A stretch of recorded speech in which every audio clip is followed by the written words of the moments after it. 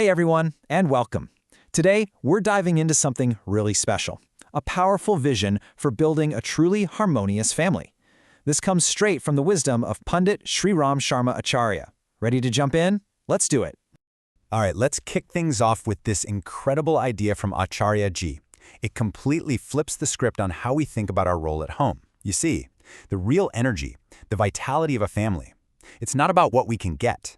It's all about that delicate balance between what we give and what we expect in return. Seriously, this one thought is the bedrock for everything else we're going to talk about. So, that leads us right into our first pillar, prioritizing duty. And the philosophy here, well, it starts with a huge shift in how we see things. It's all about focusing on our duties with a sense of enthusiasm, with joy, instead of just demanding our rights all the time. You know, you can almost picture two completely different paths a family can go down. On one path, everyone's focused on their rights. What does that lead to? Well, it creates this culture of demanding, and that's a recipe for conflict, right? But then there's the other path, the one where the mindset is all about fulfilling duties. And that fosters a spirit of giving. It creates a cycle of harmony and builds this absolutely incredible strength within the family. Okay, so let's move on to our second pillar. This is where that idea of duty really blossoms into what's called the principle of mutual exchange. See, a family isn't just a bunch of people under one roof. Acharya-ji saw it as a cooperative institution, almost like an ecosystem.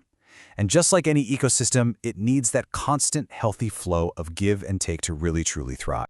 The best way to think about this is like the earth and a tree. The family is the earth, right? It provides all that essential nourishment, the love, the respect, the support. And when an individual is grounded in that rich soil, what happens? They flourish, they grow strong.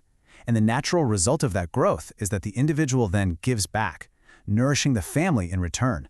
It's this beautiful, self-sustaining system. And that brings us to our third and final pillar.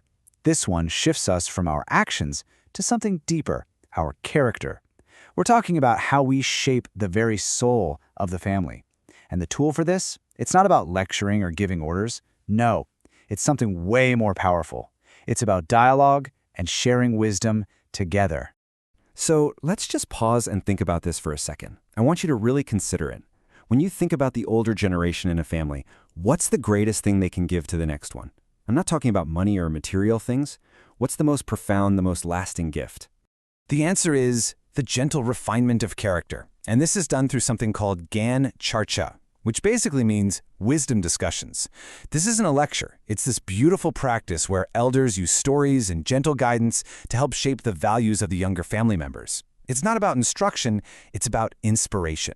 Just imagine it. An elder shares a real story from their own life about honesty, and then, instead of preaching, they just ask the younger ones, "What do you think you would have done?" That right there, that's Gyan Charcha in action.